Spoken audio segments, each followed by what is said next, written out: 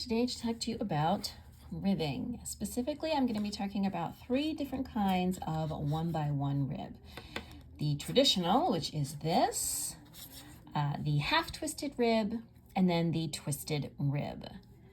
And I apologize if you hear an annoying buzzing sound because my neighbor has decided this is the best time to, I don't know, drill into somebody's brain and perform a lobotomy. I have no idea. Hopefully it's not too loud. So let's start with the traditional 1x1 rib. This is very stretchy. This is often seen on the tops of socks, sleeve cuffs, and hems. 2x2 rib can also be used. I personally almost always use a 1x1 rib for just about everything, especially with a heavier yarn. I find a 2x2 rib is just too much. And for most patterns, you can actually switch out 2x2 and a 1x1 rib pretty easily. So a 1x1 rib is made by alternating between knits and purl stitches every stitch. If you are working flat, that means you are alternating. And so both sides of your 1x1 rib look pretty identical.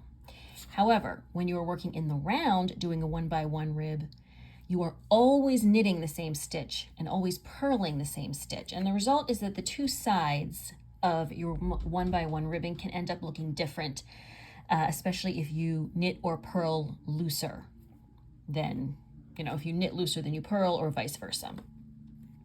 And a trick to that is if you actually prefer what is quote unquote the wrong side of your 1x1 rib in the round, you can just flip your 1x1 ribbing to the opposite side, wrap your first stitch kind of like a short row to close up the gap, and continue knitting and make that your new right side.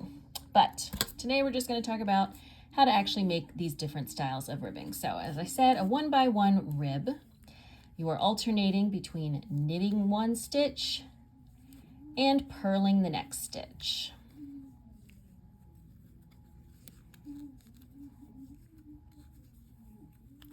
Very simple,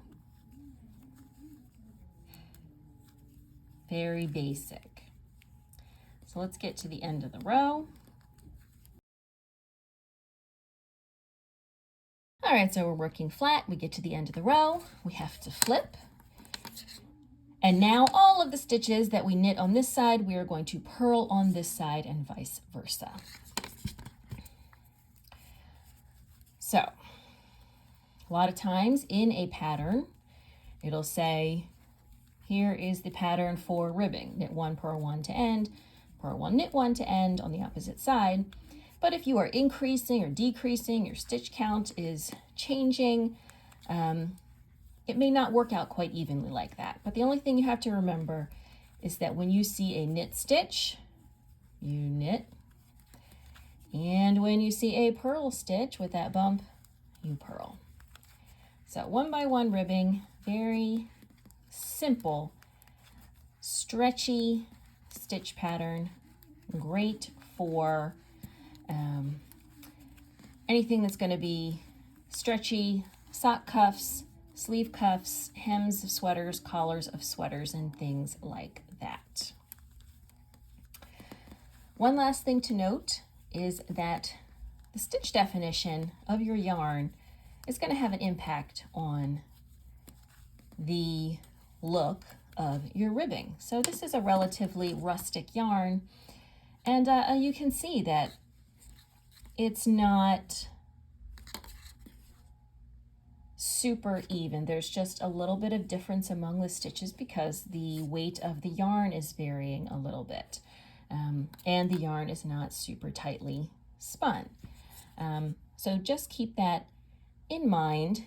Maybe you are working on a pattern and that 1x1 ribbing has a beautiful standout definition, but if you're using a different yarn that is not as tightly spun, that is a more rustic yarn, yours is going to look a little bit different. All right, let's move on to the half twisted rib. All right, so here we have our half twisted rib. And as you might guess, this means that we are twisting half the stitches. And so you can see This is the regular 1x1 at the bottom. Here's the half twisted rib. It looks pretty distinct on the right side. On the wrong side, it looks almost identical. This is not as stretchy. It still stretches, but it's not nearly as stretchy as this. And this one, again, when you are knitting flat, you are alternating right side and wrong side which stitches you're working. But when you are working in the round, you are not. You're always purling your purls and you're always knitting your knits through the back loop. So it may look different when you are knitting in the round than when you are knitting flat. So, as I said, you're twisting half the stitches. And what that means is that on the right side, you are knitting all the knits through the back loop. And then on the wrong side, you are purling all the purls through the back loop because those are the knits from the right side. So let's give this a try. I'm not gonna twist the first stitch. So I just purl like normal. When I get to my knit, I knit through the back loop. So instead of coming from below up into the stitch, I'm gonna come from above and down into the back of the stitch, so not the front, but the back, and knit that way. So purl on the right side the normal way, and knit all the knit stitches through the back loop. And we just do that all the way until the end of the row.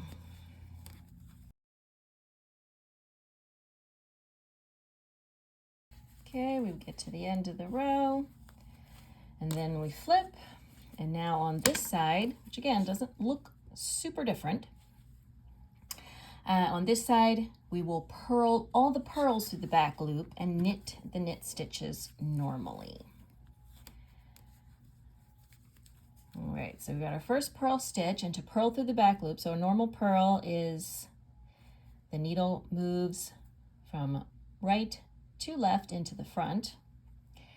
To purl through the back loop, we are again going to bring it up from the bottom and into the back. So this is the front loop, this is the back loop, and we're going to bring the needle up from the bottom into the back loop and purl that way. There we go. So we knit normally, and we purl into the back loop all the way across.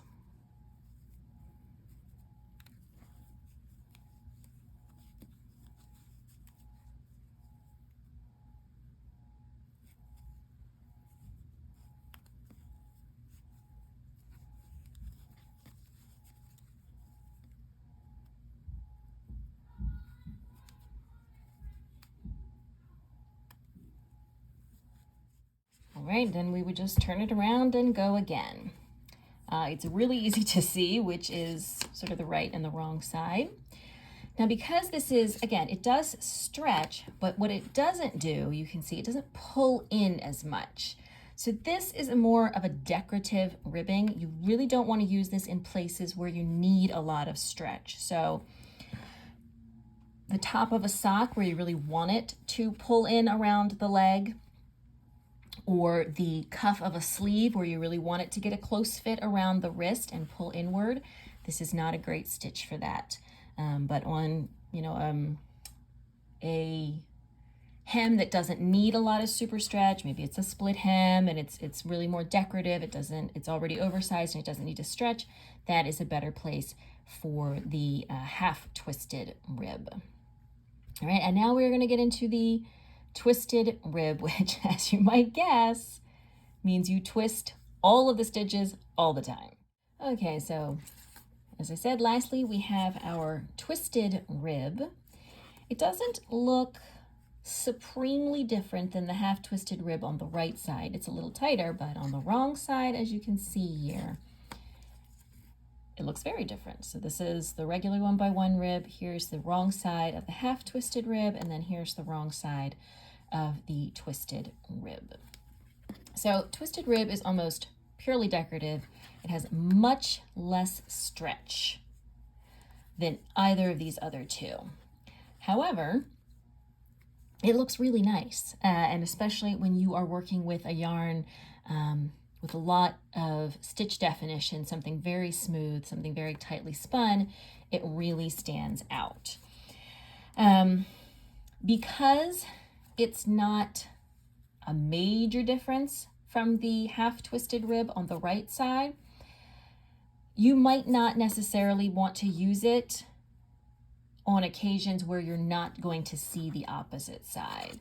But in situations where you may end up seeing the wrong side for whatever reason, it could be a cuff that you want to fold, or just a bit of open fabric where you might see the opposite side on occasion. It really does look very nice from either side, so it's completely reversible. Nice for shawls, perhaps, where you're going to be able to see both sides.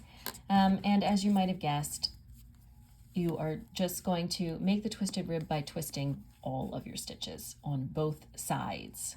So obviously if you're working flat, so I would purl through the back loop and knit through the back loop all my stitches on both sides, or if I'm working in the round, I'm always twisting the knits, and I'm always twisting the purls as well. So knit through the back loop, purl through the back loop, all the way across, all the way around, all through the back loop all the time. So as I said, this does look very nice, but the downside is it can be quite a bit slower because you need to twist all your stitches.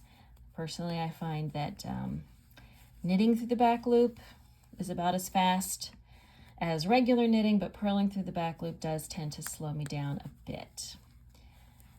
You also want to be careful if you are using yarn that's perhaps a bit splittier, because you're moving the needle perhaps in a way that is not usual. You may find yourself splitting your stitches more than usual, and keep an eye on that.